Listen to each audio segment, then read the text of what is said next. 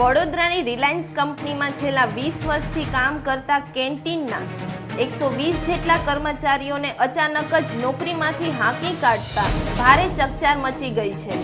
છેલ્લા 5 વર્ષથી આ તમામ શ્રમિકો પોતાના હકનો પગાર વધારો માંગી રહ્યા હતા, જેની કિંમત તેમણે નોકરી ગુમાવીને ચૂકવવી પડી છે। કંપનીએ જૂના કર્મચારીઓનો પગાર વધારવાને બદલે તેમને કાઢી મૂકી નવા લોકોને કામે રાખી લેતા અન્યાયનો ભોગ બનેલા આ 120 પરિવારો કલેક્ટર કચેરીએ પહોંચ્યા છે। ન્યાયની આશા સાથે આક્રોશિત શ્રમિકોએ આજે જિલ્લા કલેક્ટરને આવેદનપત્ર આપી ન્યાયની ઉગ્ર માંગ કરી છે। આજે અમે Reliance company Vadodara complex canteen ડિપાર્ટમેન્ટના કુલ 120 કર્મચારીઓ અહીંયા કલેક્ટર સાહેબશ્રીને આવેદનપત્ર આપવા આવ્યા છે। આ કર્મચારીઓ છેલ્લા 20 વર્ષથી રિલાયન્સ કંપનીમાં પોતાની મહેનતથી વગર રજા ભોગવે વગર મહેનતથી એમના 20 વર્ષથી પોતાની જવાબદારી નિભાવી રહ્યા છે।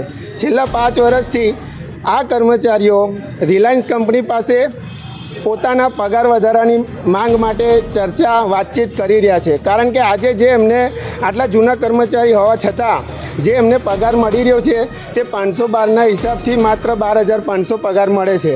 આજે એમના કુટુંબનું ઘરખર્ચ ચલાવવા માટે એ પગાર પૂરો પરવડતો નથી, માટે 5 વર્ષથી એમની માંગોને લઈને રિલાયન્સ કંપની સાથે એ ચર્ચા કરે છે, તેમ છતાં એમને પગાર વધારો મળ્યો નથી। અને છેલ્લા 1 મહિનાથી આ કર્મચારીઓએ રિલાયન્સ સાથે એકદમ ભાવુકતાથી એમની માંગો મૂકી છે, ત્યારે રિલાયન્સ કંપનીએ એમનો પગાર વધારવાની જગ્યાએ આ બધા જ કર્મચારીઓને કામ પરથી છૂટા કર્યા છે। માટે આજે અમે કલેક્ટર સાહેબને નિવેદન કરવા આવ્યા છે કે આ કર્મચારીઓને એમની નોકરી પાછી મળે અને એમના હક, એમની મહેનત જે 20 વર્ષથી એક જ જગ્યાએ કામ કરી રહ્યા છે તો એમને યોગ્ય વળતર, યોગ્ય પગાર વધારો મળે।